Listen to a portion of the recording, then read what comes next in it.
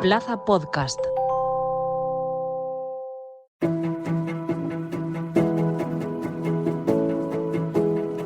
El Senado de Alicante Plaza.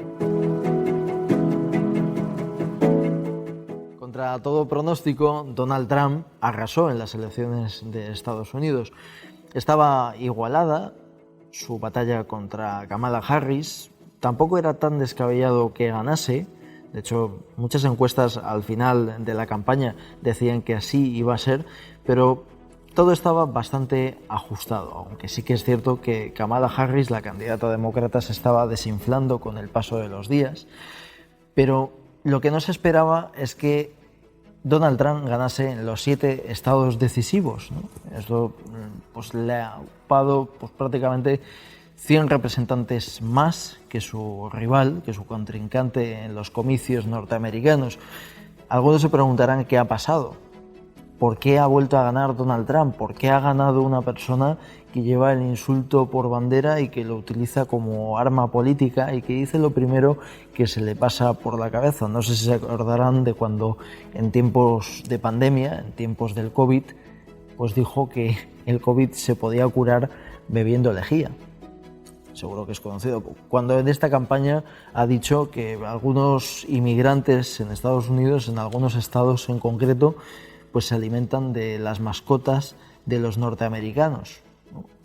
O también cuando dijo, y esta es la clave, esta última que voy a decir, pues dijo que a una congresista norteamericana lo que mejor le vendría era pues ser apuntada con 10.000 rifles y así sabría lo que es estar en el frente de batalla, ¿no? Criticando pues el envío de tropas al extranjero por parte de las anteriores administraciones, salvo la suya de hace 4 años. Recuerden que hubo una cosa que caracterizó a la administración Trump de la anterior legislatura, que fue básicamente la desmilitarización de Estados Unidos, no de Estados Unidos, sino de la participación de Estados Unidos en los frentes bélicos.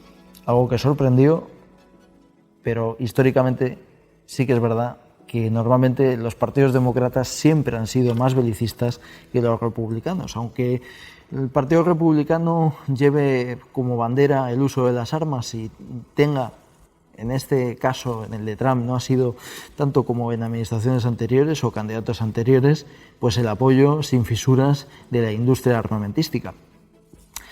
Tiene que ver con la falta de conexión de la clase política. Hay una clase política que desgraciadamente el Partido Demócrata debería quitarse ese San Martín, el San Martín de representar a la casta. No sé si les suena esa palabra, aquí en España la conocimos cuando apareció Podemos, aunque luego esos se convirtieron precisamente en lo que criticaban. Y Donald Trump, paradójicamente, aunque sea un millonario excéntrico, representa, o por lo menos es lo que representa para los que le han votado y los que han hecho pues que gane las elecciones, es decir, la mayoría del pueblo norteamericano, representa lo contrario del establishment, ¿no? Una sensación de un establishment que precisamente pues no sale de sus despachos de Washington, y una América, sean conscientes de que aquí existe una cosa, en Estados Unidos existe un elemento crucial, que es la América profunda. Es una América completamente desconectada de las grandes ciudades, y sí que es verdad que de las grandes ciudades tenía el apoyo Kamala Harris, pero no ha sido lo que ha determinado pues la victoria. Su victoria no le ha servido de nada y precisamente ha cometido errores de bulto, como por ejemplo presumir del apoyo pues que le brindaban personajes tan mediáticos como Taylor Swift, Beyoncé, o el conocimiento de que empresarios como Bill Gates, representantes del establishment, pues estaban financiando con 100.000 millones su campaña. Eso podría ser uno de los errores de Kamala Harris, ¿no? No presentar a un vicepresidente que sí que representaba pues a el pueblo americano, pero sin embargo rodearse y presumir de unos apoyos que estaban completamente desconectados de las sensibilidades de la ciudadanía media de Estados Unidos. Y eso determina mucho no solo en Estados Unidos, sino también en el resto del globo. Y esto tiene que ver mucho con el debate o con la constante lucha de los de arriba contra los de abajo, que el Partido Socialista, más allá de algunas críticas, por ejemplo en España, ha sabido también pues focalizar. Y por eso los resultados de las elecciones en Estados Unidos son propicios para comparar, y tal y como estamos en España, pues lo que puede pasar si nuestra clase política no se pone las pilas, si no conecta con las bases de la sociedad. Bienvenidos al Senado de Alicante Plaza. Comenzamos.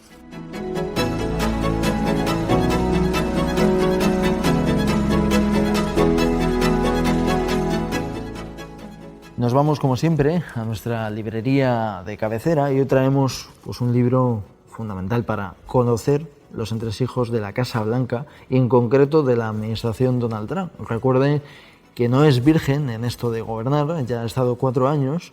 Este sería el último mandato. Hay un límite de 8 años en la Constitución norteamericana y retrató a la perfección lo que era gobernar con Donald Trump el periodista Michael Wolff en su libro Superventas, Fuego y Furia. El ex asesor del expresidente y ahora presidente, que en enero tomará posesión, explica cómo es estar en una administración gobernada por el excéntrico multimillonario.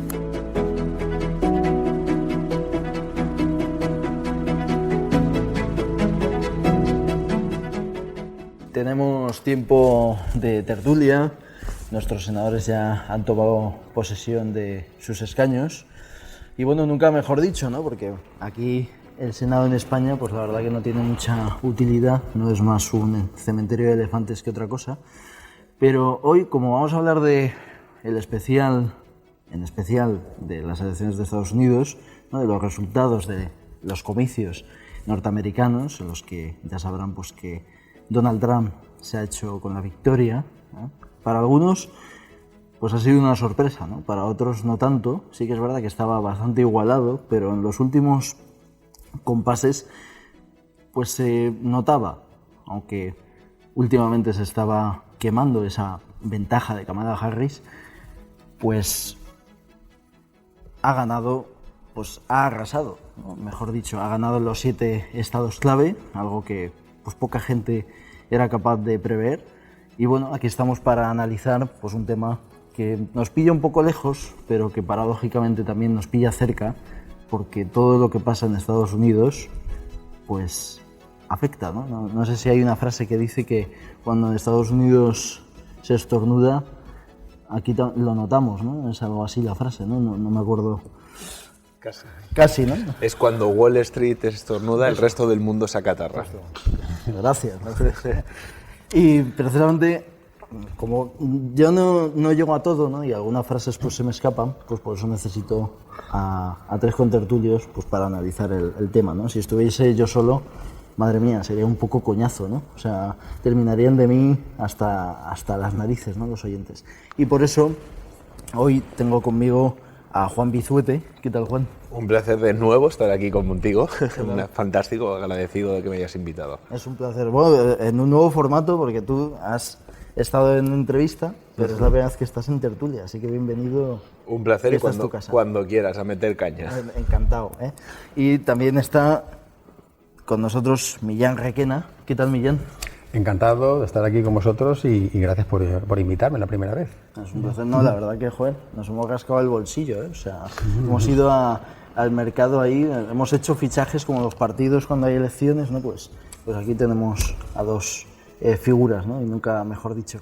Y ya un clásico de esta tertulia, Fernando Riera, ¿qué tal? Bien hallado como siempre y gracias por volver a querer contar conmigo. Hombre, es un placer. También un fichaje.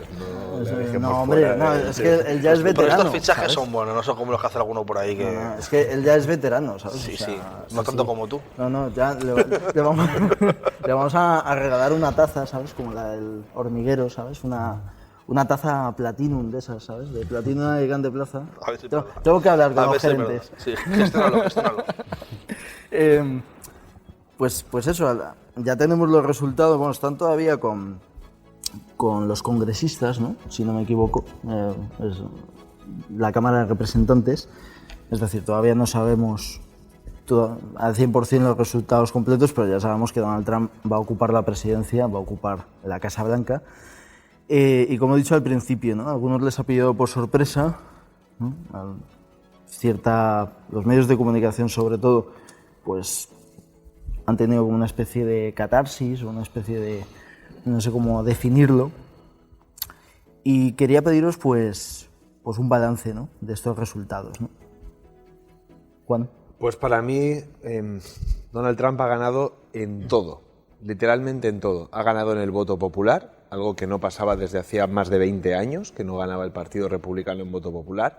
Ha ganado en todos los swing states, en esos estados bisagra, ha ganado en Michigan, ha ganado en Wisconsin, Carolina del Norte, ha ganado en Pensilvania, que digamos que estos son los estados que deciden las elecciones de Estados Unidos, porque funciona una democracia indirecta al estilo de la española, pero en vez de por provincias allí son por estados que son 2 veces España de grande.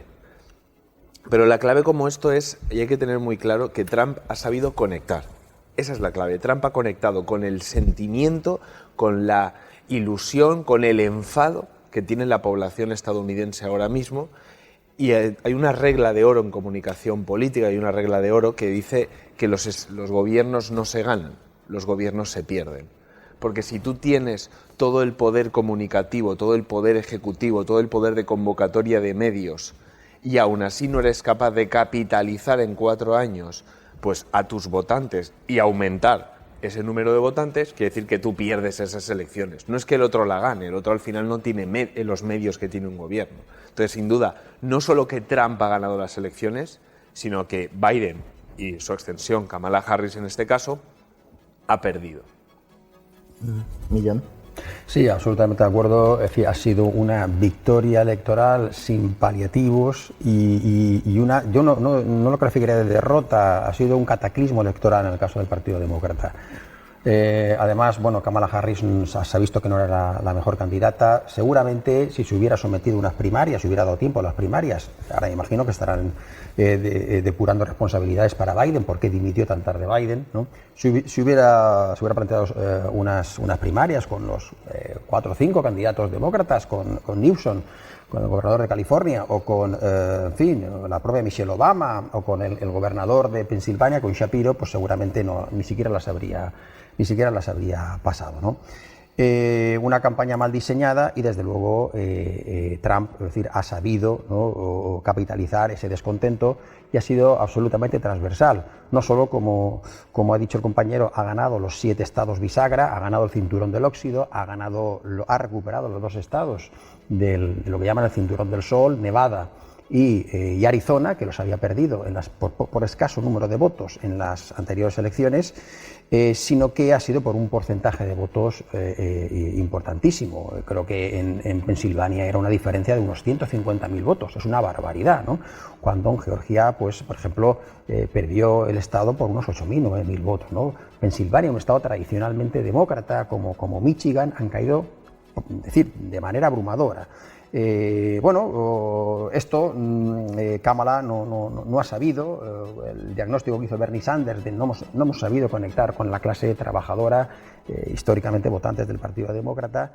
Además han habido varios factores, el que ha afectado por ejemplo en algunos estados el apoyo de la administración demócrata a Israel. En el caso de Michigan se sabía que hay un número de americano, es decir, de musulmanes americanos que estaban absolutamente en desacuerdo, ¿no?, con el apoyo sin matices de una administración demócrata a Biden.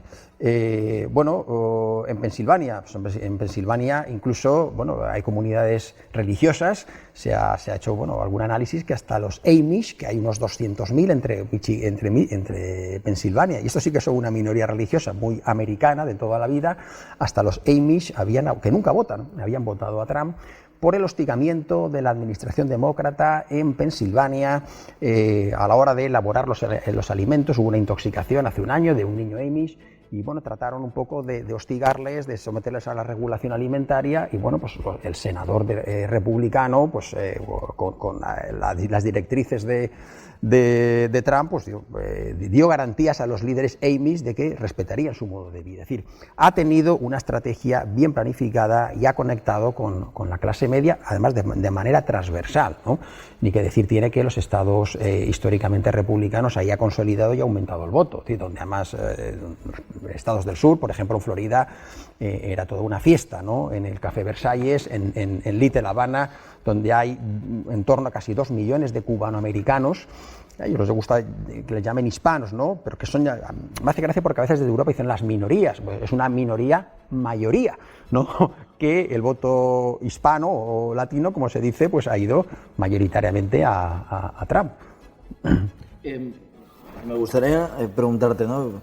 O sea, algún oyente, porque al final lo que tú dices es una minoría, ¿no? Y habrá gente que a lo mejor no controla de Estados Unidos, ¿no? La idiosincrasia. Los Amish exactamente, ¿qué características tienen? ¿Por qué no votan? ¿Cómo son? Bueno, los Amish es una comunidad, es una religión o una derivada, ¿no? Religiosa, protestante, pero es una comunidad, digamos, que vive con medios y modos del siglo XVIII, 2 siglos atrás, ¿no? Son comunidades muy cerradas en sí mismas, elaboran sus propios alimentos, obviamente no tienen ningún medio tecnológico, ya no digo móviles ni redes sociales, sino televisión ni radio. Por tanto, los Amish no pueden ser objeto, si no han consumido ninguna fake news, no saben lo que es una red social ni una fake news, ni un supuesto bulo, ¿no? Que le pueda venir por Twitter. Por tanto, es decir, ha habido una actitud muy inteligente de conectar con una comunidad que no votaba y que han votado. Esta comunidad, ¿no? se rige por lo que, digamos, las directrices de sus líderes religiosos, y han visto como su medio de vida tradicional, pues, es decir, Trump ha visto claro que esta gente no molesta, que no consume, digamos, prácticamente sanidad, que no tiene problemas con la justicia, porque ellos tienen, digamos, sus propios mecanismos de justicia, es obviamente muy endogámico, pero no son ha tenido la visión del empresario, no molestan, y por tanto, ¿qué hace el Estado? Él lo que quiere es desmontar una parte del Estado. ¿Qué hace el Estado? ¿Qué hace la administración, en este caso del Estado de Pensilvania, tratando de regular un modo de vida tradicional y tratando de molestar a una comunidad religiosa, cuando lo que quiere es menos administración y menos Estado? Por tanto, pues esto lo han entendido perfectamente, y desde luego la comunidad Amish, que es una comunidad absolutamente rigorista, ¿no? En cuanto al modo de vida, se casan entre ellos, en fin, no tienen una vida más allá de lo que es la comunidad, pues les ha dado igual que Trump pudiera tener una vida personal disoluta. Es que ahí no han entrado. Es sorprendente, disculpa, es sorprendente que todo el mundo pensaba que las minorías, todas las minorías, ¿no? Grupo de latinos, grupo de afroamericanos, grupo de tal, iban a votar todos por Kamala, ¿no? Porque era como la representante de las minorías, mujer, negra, racializada, estadounidense, y ha sido justo al contrario. Es más, incluso en el voto femenino, Kamala no ha llegado al mismo voto femenino que tuvo Biden. O sea, Biden consiguió más voto femenino que Kamala, siendo ella mujer y abanderando la idea de puedo ser la primera presidenta mujer de Estados Unidos. Y claro, eso es sorprendente cómo Trump no solamente... porque la gente piensa que el votante de Trump es básicamente el redneck, ¿no? De centro de América, y todos pensábamos que era eso, ¿no? Prácticamente es el redneck que, como son muchos y están ahí en medio, pues votan por Trump. No, se ha visto en estas elecciones que las minorías, los latinos, han votado por Trump. Yo estaba escuchando esta mañana un podcast precisamente para prepararme un poco más de aquí hoy, y lo decían, y tienen toda la razón, es que el votante latino es tradicional, es de valores tradicionales. Yo que he vivido en México, el mexicano medio tiene unos valores muy religiosos, muy clásicos, muy tradicionales. ¿Quién representa esos valores? Más allá del tema migratorio, la persona que representa los valores tradicionales es Trump, y el voto latino, que por lo tanto es de valores tradicionales, se ha ido con Trump. Y por cierto, lo que comentabas de los Amish, si alguien quiere saber qué son los Amish, que vea la película. Es de terror, pero sabrá lo que es la película El Bosque. En esa película queda muy claro que son los Amish, ¿no? En esas comunidades cerradas. No hago ningún spoiler porque se sabe al final de la película, pero entonces no voy a decir nada más. Pero si alguien quiere saber lo que es un Amish, que busque la película El Bosque y ahí tiene una representación de lo que son. Sí, además, Juan señalaba, ¿no?, el dato que es que parece que va contra toda lógica, que es que un señor de 80 y pico años saque más voto entre las mujeres que una candidata que ha hecho precisamente bandera de eso. Es que parece que los demócratas no aprendieron la lección de 2016. O sea, la campaña de Hillary Clinton se basaba básicamente en votadme porque soy mujer, entre otras muchas cosas. Y los demócratas han vuelto a repetir ese error. O sea, Trump, y lo he señalado antes, tanto Millán como Juan, ha apelado a las cosas del día a día, a las cosas del comer. O sea, ¿cómo estabais mejor? ¿Hace 4 años cuando yo era presidente o ahora? ¿Tú cuánto te costaba la cesta de la compra, llenar el depósito de gasolina del coche? Y la gente se ha dado cuenta, y él ha ido apelando a eso, ¿no? Los demócratas han hecho bandera de cuestiones como a lo mejor como un poco más intelectuales, más alejadas del día a día de los americanos, hablando de que sí, los artículos inclusivos, haciendo bandera del tema del aborto, que les ha quitado muchos votos en muchos sitios, ¿no? Y por último, señalar el tema del asunto del voto latino. Antes, los estados en los que los latinos forman parte de un porcentaje mayor de la población eran estados bisagra. Florida fue el estado que decidió las elecciones entre Al Gore y Bush en el 2000. Y ahora todos esos estados son estados marcadamente, y vamos, que nadie se le ocurre pensar que un candidato demócrata pueda ganar. Y son estados rojos, precisamente por lo que Juan señalaba, porque son personas, y la mayoría de ellos hay muchos cubanos. ¿Por qué hay cubanos en Estados Unidos? Porque huyen de un régimen comunista. O sea, y al final, esa gente, ¿qué es lo que necesita? Seguridad y lo que Juan decía, ¿no? Valores tradicionales que les mantengan, pues, tener una vida segura, tranquila y cumplir el sueño, lo que se llama el sueño americano. Cuando Clinton se presenta contra George Bush padre, su jefe de gabinete escribe una frase que se ha hecho, vamos, el mantra de muchas campañas posteriores, y porque George Bush padre tenía muy buena reputación en todo, salvo en una cosa, que era la economía. Y el jefe de gabinete escribió una frase que es la economía estúpido, it's the economy stupid. Claro, como diciendo, a partir de ahora solo tenemos que hablar de economía, porque lo que le interesa a la gente al final del día es llegar a final de mes, es poder pagar el trabajo, la escuela, poder pagar el hospital, y es en lo que se ha centrado Trump. Al final, Estados Unidos está viviendo una recesión tremenda, está viviendo una inflación muy alta, y lo que ha ocurrido es que la gente dice, oye, es que yo con Trump, antes de la pandemia, lógicamente, porque es verdad que la pandemia es lo que acaba con el primer mandato de Trump, justo cae además antes de las elecciones la pandemia, pero la gente vivía mejor. Y es lo que dices tú. Entonces Trump ha jugado esa baza. Oye, ¿cómo vivíais mejor?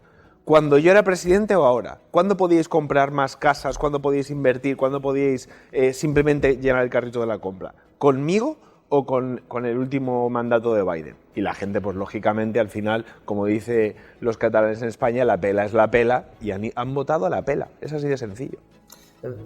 ¿Habéis comentado algo, no? ¿Querías decir algo, Millán? Sí, no, estoy de acuerdo. Efectivamente, la inflación ha sido, se lo han reprochado, evidente, a Biden-Harris, ¿no? Que no ha controlado la inflación, se ha perdido el poder adquisitivo, ¿no? en muchísimas familias. Y ese era es decir, ya no era un mantra, sino que era una realidad que Trump ha sabido rentabilizar muy bien. Y luego el tema también fronterizo, ¿no? El control fronterizo y las deportaciones, ¿no? Fundamentalmente. También Harris, de los pocos cometidos que ha tenido durante toda la vicepresidencia, ha sido llegar a un acuerdo con México y con el Triángulo Norte de Centroamérica, y ahí con Honduras, El Salvador y Guatemala, y efectivamente pues no ha sabido, digamos, frenar las causas de la inmigración. No ha habido un acuerdo con México para que la policía mexicana o el ejército mexicano controlara la frontera. Y esto en época durante el mandato de Trump, pues por lo menos se percibía que se controlaba bastante mejor, ¿no? No por el tema del muro, porque el muro ya lo construyó Obama, o una parte importante del muro ya la construyó Obama, solo que no utilizaba tanto el golpe de Twitter, sino porque se va a reforzar, digamos, esa cooperación con los estados vecinos, especialmente con México. A México, pues bueno, le revisó el acuerdo de libre comercio, el TLCAN, el denominado TEMEC, y bueno, una de las exigencias era que México controlara, ¿no?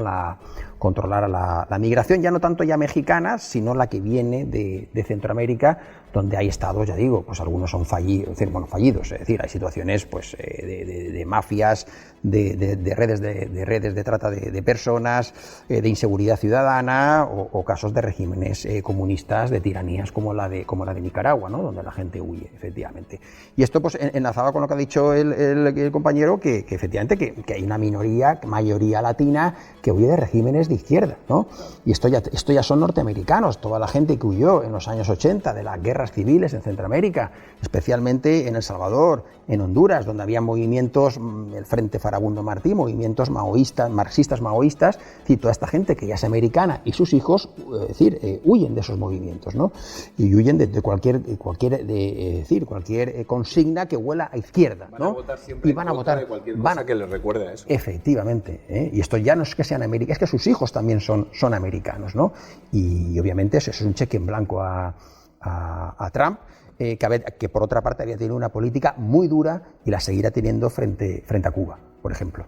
Es interesante lo que comentáis, ¿no? Perdonad, esto es una cosa que a Fernando, tomando café, alguna vez se lo he comentado, ¿no? Oye, Kamala Harris, ya tenemos los resultados, ya hemos visto que ha sido un fiasco. Joe Biden, tal cual estaba a nivel de cognitivo, también lo hubiese sido. Pero habría que plantearse quizá la pregunta, ¿no? Y sobre todo teniendo en cuenta lo que tú has dicho, Millán, a la izquierda, ¿no? Es de regímenes comunistas. Hay que recordar que Kamala Harris era de lo más de izquierdas que había en el Partido Demócrata, por mucho que aquí se haya intentado hacer un poco pedagogía de no, se está moderando, no. En Estados Unidos al final la conocían, sabían de qué pie cojeaba, y nunca mejor dicho. ¿Creéis que habría sacado más votos Biden que Kamala Harris si hubiese seguido Biden? Es decir, al final hay que recordar que Biden todavía seguía siendo un poco la figura que paraba a Trump, ¿no?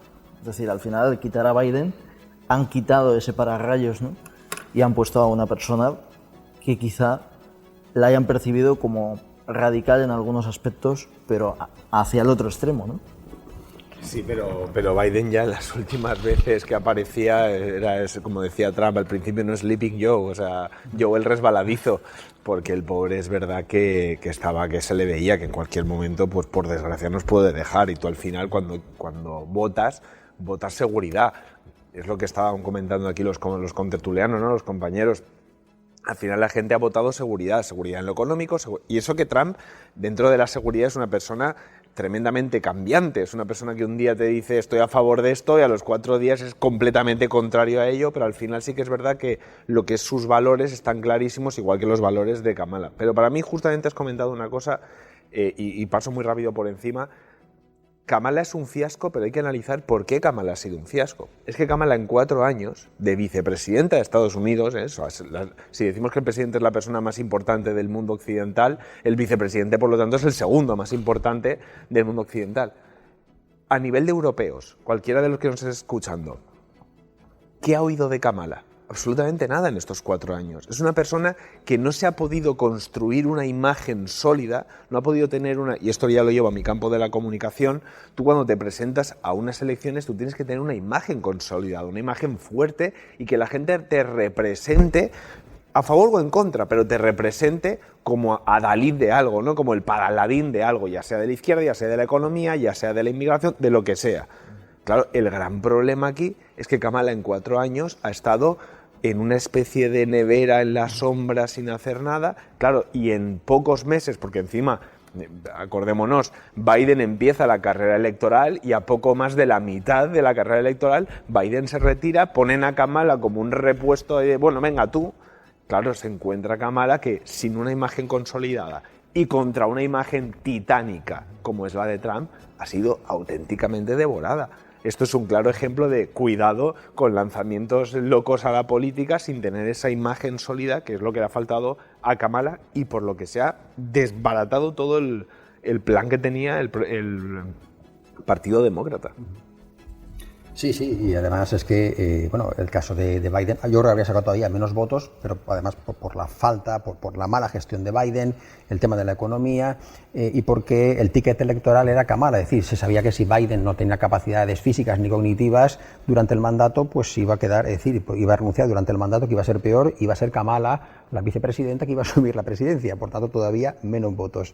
La visibilidad de Kamala ha sido, no es que casi nula, ¿no? En el caso europeo y también para la estadounidense. Kamala, pues, digamos, asumió el tema de la gestión migratoria con esto de manera, pues, muy poco efectiva para Estados Unidos. Ha tenido alguna encomienda en materia de política exterior también bastante desastrosa. Por ejemplo, era mucho más conocida a nivel interno norteamericano y a nivel global la presidenta de la Cámara de Representantes, Pelosi, siquiera por sus ansias de visibilidad, de popularidad, incluso de ser un verso suelto a la administración Biden. Recuerdo la visita sin comunicar nada a Biden que hizo al Parlamento taiwanés, que es toda una provocación, ¿no? Apoyando a la candidata que promueve la independencia de Taiwán. Lo cual fue una temeridad y provocó, digamos, que China llegara a plantearse, digamos, maniobras para lo que supondría un bloqueo aeronaval de la isla de Taiwán. Y esta mujer, llevando a cabo, pues, una actividad unilateral, ¿no? Pero bueno, ella, digamos, se visibilizaba, ¿no? Esa posición, ¿no?, de contención de China del Partido Demócrata. No ha sido así. En el caso de Kamala se le encargaron la gestión de algunas crisis. En el caso de China, por ejemplo, fue bastante significativo que en el verano del 21, cuando el régimen, entonces la insurgencia talibán estaba avanzando sobre Kabul, pues al mismo tiempo, digamos, China ya estaba recibiendo a una delegación talibán. Todavía no había oído el gobierno de Karzai con el dinero, y China ya sabía que los talibán iban a llegar al poder y estaban llegando a un acuerdo con ellos, ¿no?, de reconocimiento del gobierno.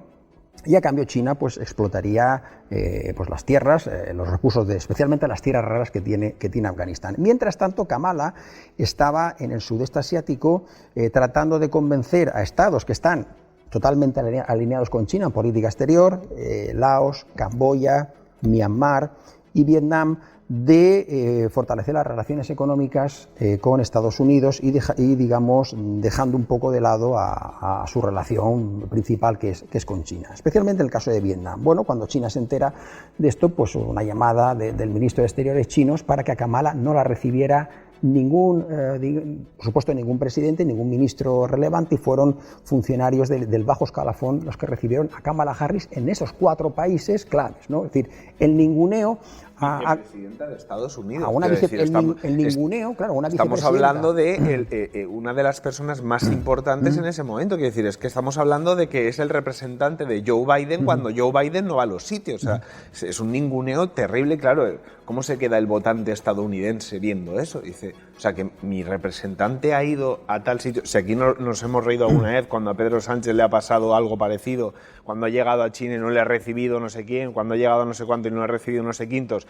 Pues imagínate a nivel estadounidense que el tema de la imagen y el tema de la importancia y el we are the best country in the world, ¿no? Somos los mejores y aquí no nos tose nadie.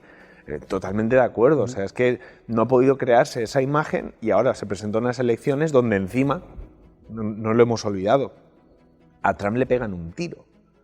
Ese momento es un antes y un después. Yo en ese momento además lo puse en redes sociales y dije, esta fotografía de Trump con la cara ensangrentada, levantando el puño cuando le han intentado fight.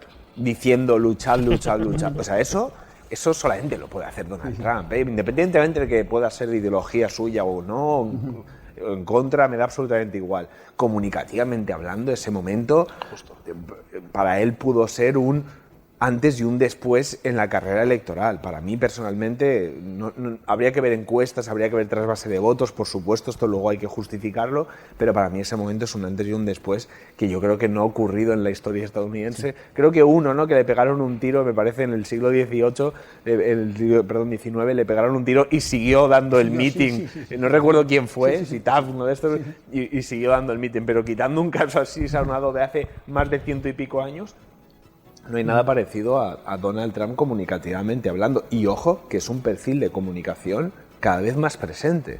Quiero decir, lo tuvimos con Bolsonaro, está ahí con Milei, Boris Johnson en Inglaterra, o sea, son tipos... Orbán, se me ha ido el país. En Hungría, se me ha ido, gracias. Son perfiles que están resurgiendo, son perfiles con toques un poco mesiánicos, puede ser, ¿no? Como muy ególatras, pero son perfiles con mucha fuerza, con mucho arrastre de votos y sobre todo que generan pasiones. La emoción en la política es fundamental. Y saber gestionar la emoción es la clave para ganar unas elecciones. Y yo creo que Trump lo odias o lo amas, pero no te deja indiferente. Y hoy en día se están buscando perfiles así.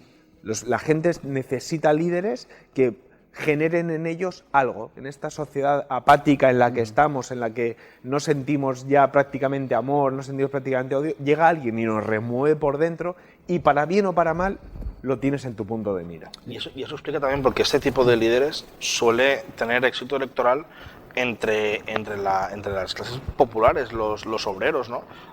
¿Cómo puede ser que un obrero vote a la derecha? No, es una pregunta que todo el mundo se ha hecho alguna vez. Es como precisamente por eso, ¿no? Por ese aura de salvapatrias, de yo voy a cuidar de ti y voy a estar por ti para lo que necesites. Y es lo que ha pasado, pues, en los casos que has citado. Meloni en Italia es otro ejemplo, ¿no? O sea, quiero decir, y al final eso es lo que hace que la persona que está completamente desesperada, que necesita o sea, es un poco el voto antisistema, por así decirlo.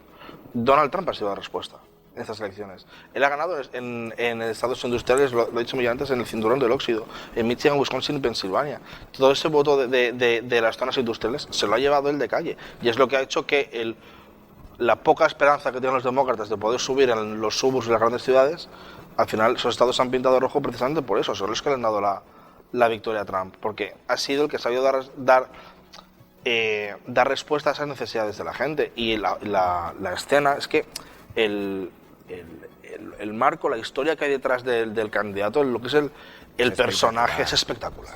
O sea, además es lo que busca el estadounidense, es lo que estabais hablando del sueño americano. Un héroe. O sea, es el empresario, que sí, que luego podremos hablar de hasta qué punto él empezó desde más arriba, desde más abajo, pero la realidad es una persona que triunfa en el mundo de los negocios, que se hace un hueco, que además de ahí pasa a la política. O sea, pensemos que al final estamos votando, o sea, en Estados Unidos se ha votado como antisistema a la persona que más representa al sistema clásico de Estados Unidos, ¿no? Que es el American Dream, lo representa a él. Y claro, lógicamente al final, y lo estábamos definiendo muy bien ahora, ha conectado con la emoción. O sea, en Estados Unidos, en el mundo entero, hay una emoción y si conectas con ella en ese momento, en ese punto, te haces con el electorado. Trump ha entendido la emoción que tenía el votante medio estadounidense, el descontento económico, el ansia por crecer, la necesidad de volver a ser fuerte como país a nivel internacional, el volver a ser una representación importante de unos valores a nivel internacional. Trump ha conectado con eso. Ahí está el resultado. No hay más preguntas, señoría, como dicen en la profesión. Y además ha conseguido que se olvide la vinculación de Trump o la posible vinculación de Trump con el asalto al Capitolio, que se olvide todas las causas abiertas que tiene. O sea, al final es... que está condenado. Que está condenado. Y es que a la gente le da igual. Es decir, lo que quiero es una persona que vaya a dar respuesta a lo que yo necesito. Claro. Y en ese sentido, pues Donald Trump ha sido, es una persona que, o sea, en 2016 es un outsider. O sea, lo tradicional de Estados Unidos es típico hombre o mujer. Se gradúa en Derecho en Harvard, llega congresista por su distrito, acaba de senador, gobernador, tal, no sé qué, da el salto, presidente. Y Donald Trump es todo lo contrario. Es más, se habla de la trampización del Partido Republicano. Bueno, es que está colonizado, es el Partido eso MAGA. es absolutamente. Ya, es el Partido MAGA, y además el Partido MAGA ya en esta segunda administración, durante los 2 primeros años de la primera etapa de Trump, él era un outsider, casi tampoco se quería que había ganado las elecciones y fue tutelado de alguna manera por el establishment republicano, ¿no? De ahí que tenía algunos cargos a Pompeo, Nikki Haley, Mike Pence, pero ahora va a ser una administración totalmente distinta, va a ser de absoluta confianza de Trump. De hecho, decían que las llamadas que ha hecho algunos líderes lo ha hecho desde su residencia de Mar-a-Lago, porque él no se fía del Departamento de Estado, todavía controlado por los demócratas. Ha llamado a Zelensky, ha llamado a varios, ¿no? Se especula que también ha llamado a Putin. Aunque, parece ser que era una broma telefónica. Parece ser que era, sí, que era. He oído sobre eso. todo porque Putin no se fía de una línea que no se asegura, especialmente por el lado ruso, ¿no? Pero bueno, todas las llamadas que está haciendo no las está haciendo desde medios oficiales, sino a través de su residencia habitual, ¿no? Eso es un síntoma claro de que ahora sí que va a contar con la gente de su absoluta confianza y que el establishment tradicional del Partido Republicano, pues digamos, se va a quedar fuera, ¿no? Salvo algún cargo, se dice, bueno, del senador Rubio, pero todos los que se habían enfrentado con él en las primarias y todos los que, de alguna manera lo habían criticado y habían cuestionado efectivamente el asalto al Capitolio, que no hubiera llevado a cabo una transición pacífica, todos los que habían criticado, ¿no? Digamos, esa coordinación entre los dos partidos, entre demócratas y republicanos a la hora de la transición, pues todos estos están fagocitados y bueno, ya se ha visto los cargos que va a designar. Y ¿no? profesor, yo le llamo profesor porque ha sido profesor mío en la Universidad de Alicante. No olvidemos, Congreso, Senado, Poder Ejecutivo y Tribunal. Y el Tribunal Supremo. Lo controla todo ahora mismo. Hasta 2050. Todo está ahora mismo reunido en las manos de Donald Trump y no olvidemos que Donald Trump no tiene que rendir cuentas. Quiero decir, es su último mandato. Sí. O sea, él va a aplicar, él va a hacer exactamente lo que no voy a decir una barbaridad porque voy a bajar el tono, pero exactamente lo que me dé la gana, ¿no? O sea, porque ahora mismo él no tiene que rendir cuentas porque no se puede volver a presentar, la Constitución lo impide y por lo tanto ahora mismo él, estos 4 años son 4 años de implantar exactamente las políticas que él quiere y como él quiere. Ahora veremos eso cómo afecta, que lógicamente sería un programa de 5 horas para hablar, cómo afecta a Europa, cómo afecta a la guerra de Ucrania, a las relaciones con China, con Corea del Norte. No olvidemos que Corea del Norte ha entrado en la guerra de Ucrania a través de Rusia, con 10.000 soldados, si no me equivoco. De forma directa ya. De forma directa, están luchando contra los ucranianos. Claro, todo esto, vamos a ver, aranceles a Europa, ojo a nuestro jamón y a nuestro aceite de oliva, que ha recibido aranceles para ir para allá. Cuidado porque ahora vienen curvas. Veremos si nos benefician o no. Sí, en el caso, evidentemente, además es importante lo que dices de que él ya controla, digamos, el Supremo. Ya lo tenía, son 9 magistrados, tiene 6 conservadores y 3 progresistas. Pero es que además hay una de las progresistas que tiene una salud muy mala, ¿no? Y bueno, puede que durante este mandato podría ser, efectivamente, si no hay un recambio ahora en el periodo que le queda a Biden, ¿no?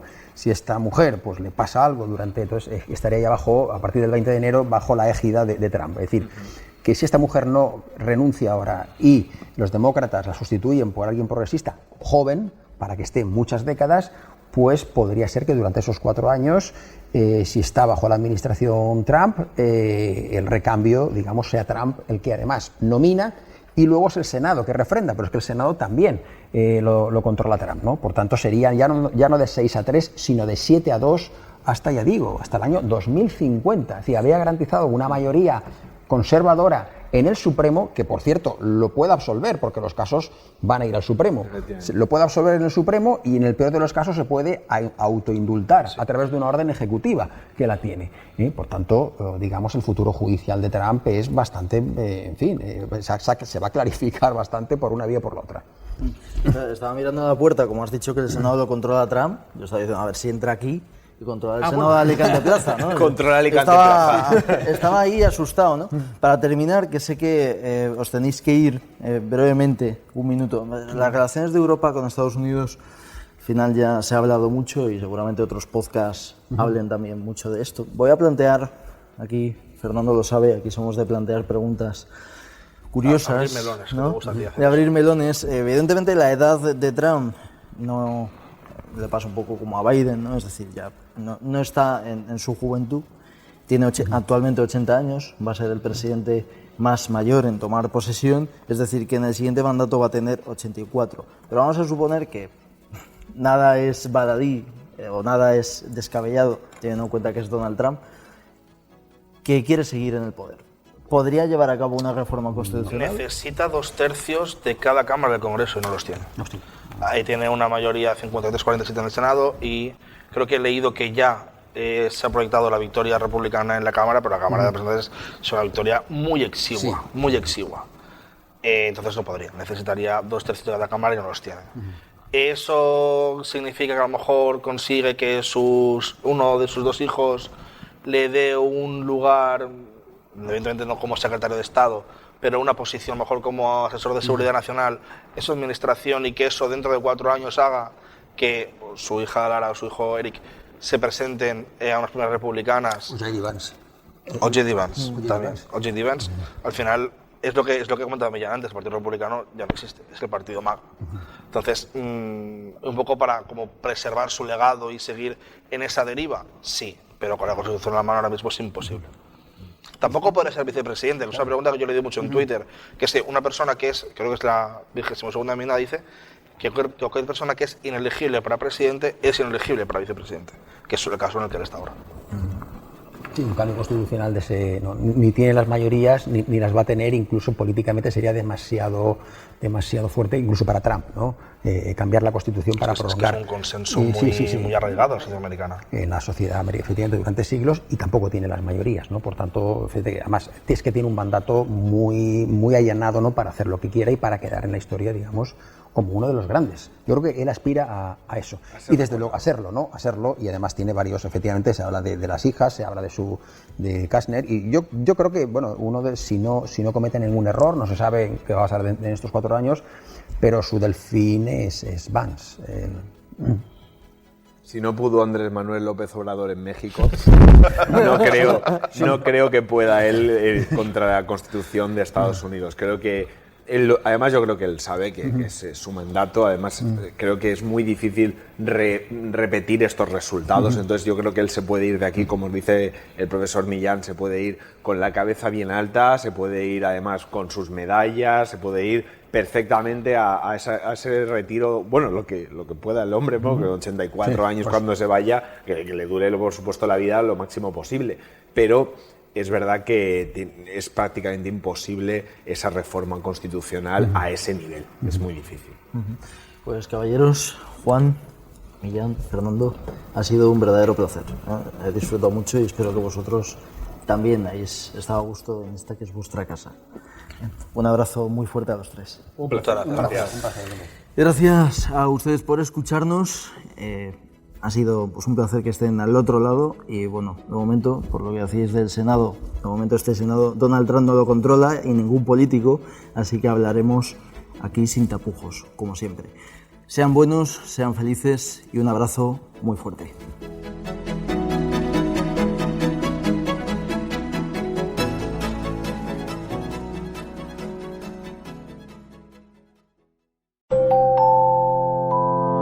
Plaza Podcast.